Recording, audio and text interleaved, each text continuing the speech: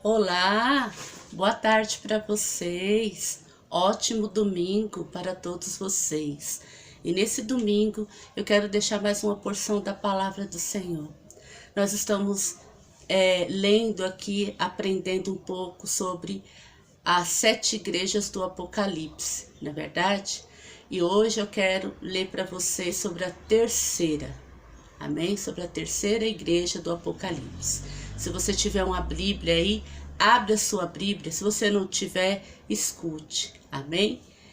Abre a sua Bíblia no livro de Apocalipse, capítulo 2, versículo 12, que diz assim: E ao anjo da igreja que está em Pérgamo, escreve: Isso diz aquele que tem a espada aguda de 2 fios. Eu sei as tuas obras e onde habitas, que é onde está o trono de Satanás. E retens o meu nome, e não negaste a minha fé, ainda nos dias de Antipas, minha fiel testemunha, a qual foi morta entre vós, onde Satanás habita. Mas umas poucas coisas tenho contra ti, porque tem lá os que seguem a doutrina de Balaão, a qual ensinava Balaque a lançar tropeço diante dos filhos de Israel, para que comessem do sacrifício da idolatria e se prostituíssem.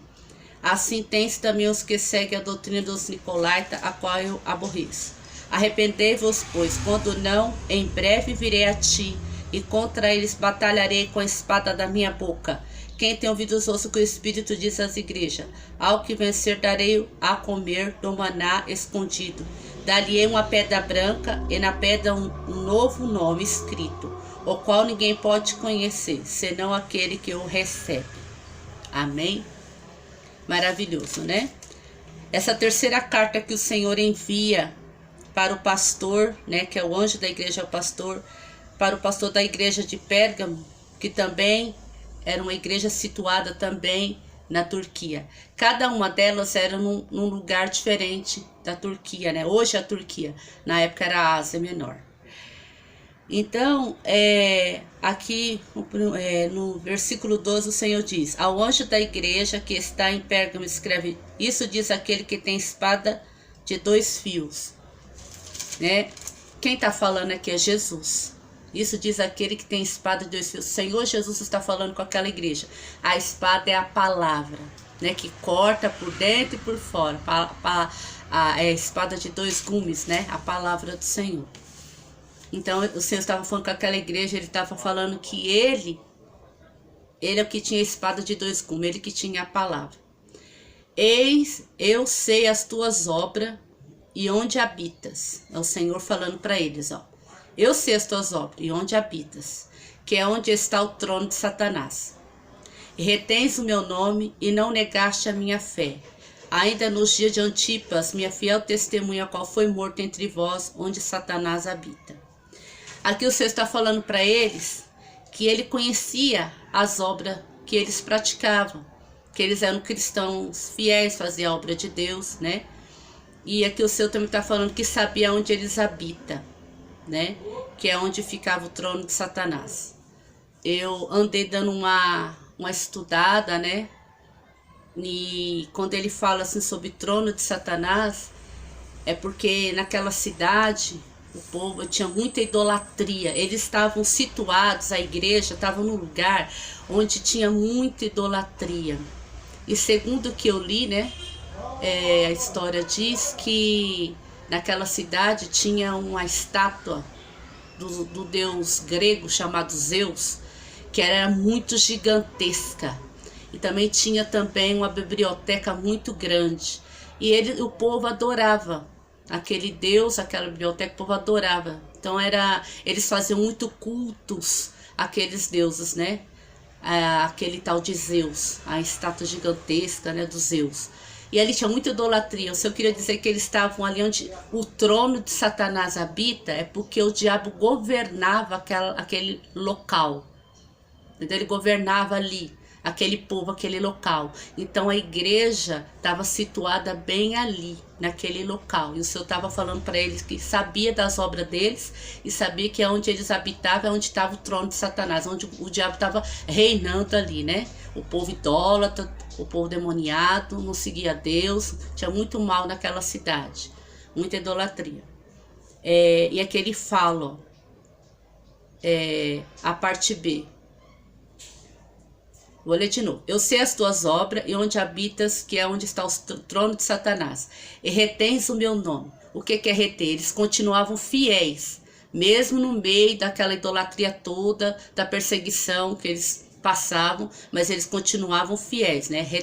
Eles continuavam buscando ao Senhor Jesus.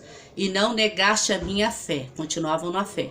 Ainda nos dias de Antipas, minha fiel testemunha, a qual foi morto entre vós, onde Satanás habita. Esse Antipas também, segundo os historiadores, ele poderia ter sido um dos pastores ou cooperadores daquela igreja, que ele foi morto, né? Os inimigos mataram ele no meio ali daquela cidade, né? Diante daqueles cristãos que habitavam ali. O 14 diz: mas umas poucas coisas tenho contra ti, né? Deus está falando para eles, Jesus está falando que ainda tinha alguma coisa contra eles, ó. Porque tens lá os que seguem a doutrina de Balaão, a qual ensinava Balaque a lançar tropeço diante dos filhos de Israel, para que comesse o sacrifício da idolatria e se prostituísse. Assim tens também os que seguem a doutrina dos Nicolaítas, a qual eu aborreço.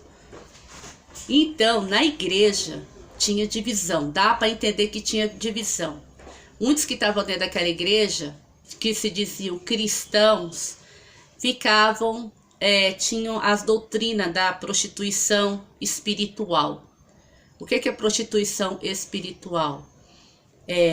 Quando o Senhor fala aqui sobre Balaão, você quer saber melhor sobre a história de Balaão? É só você ler no Velho Testamento, fala sobre Balaão, no livro de Números 23, 18, né? Do 23 e o 18, você lê lá, você vai saber quem era Balaão, que era um falso profeta, né? Que um rei chamou ele para ele profetizar contra o povo de Israel, que era o povo de Deus na época, que era para ele profetizar, amaldiçoar o povo de Israel. Só que em vez dele amaldiçoar, ele acabou abençoando. Esse Balaão é aquele homem que Deus fez a jumenta falar para ele.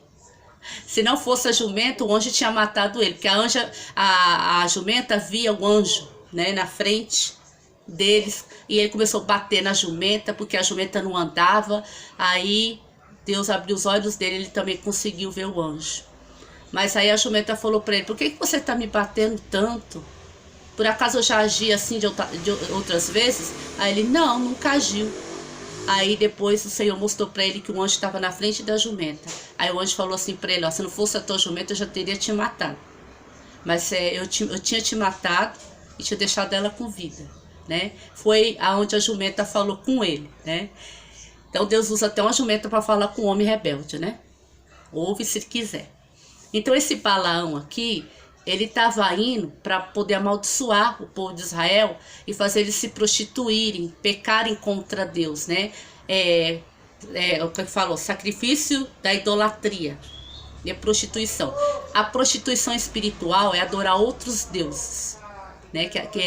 Para Deus, quem adora outros deuses está se prostituindo para Deus.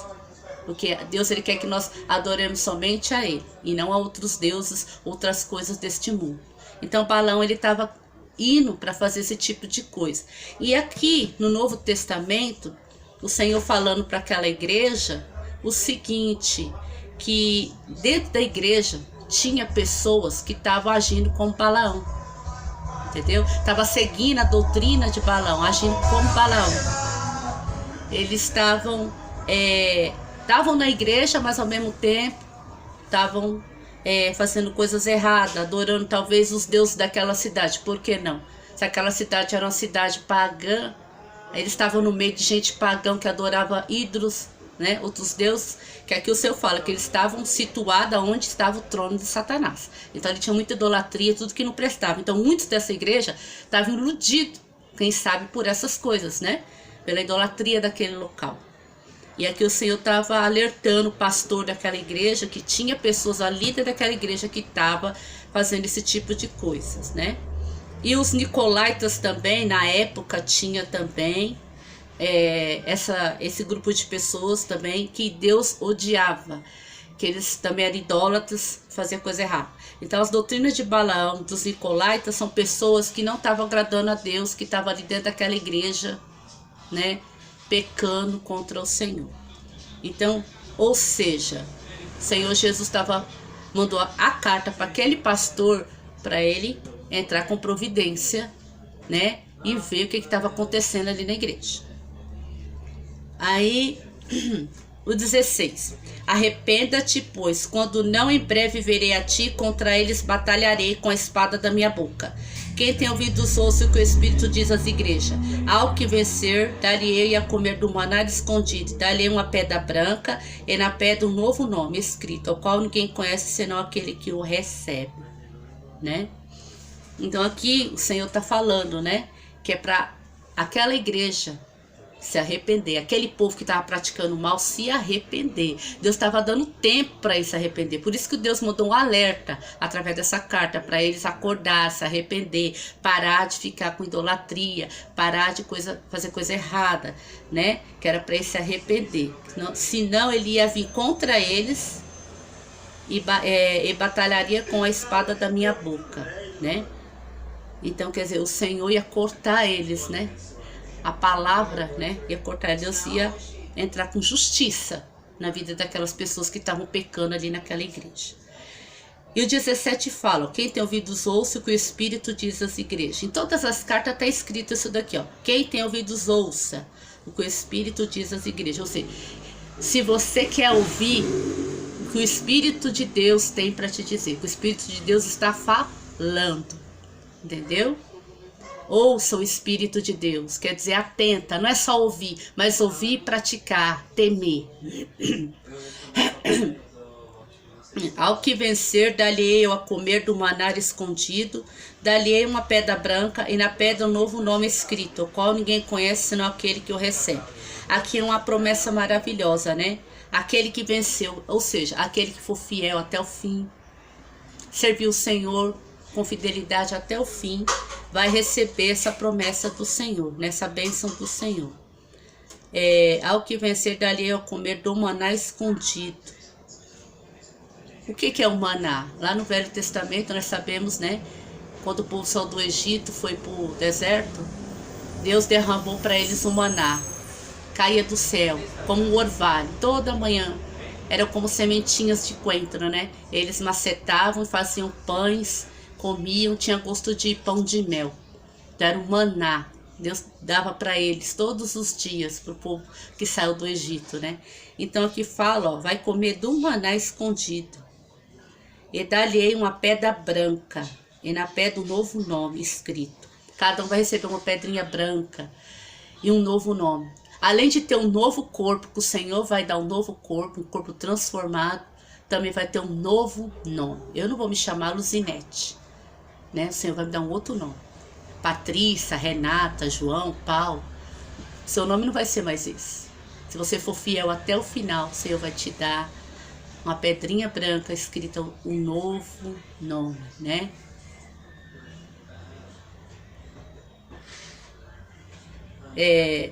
Isso.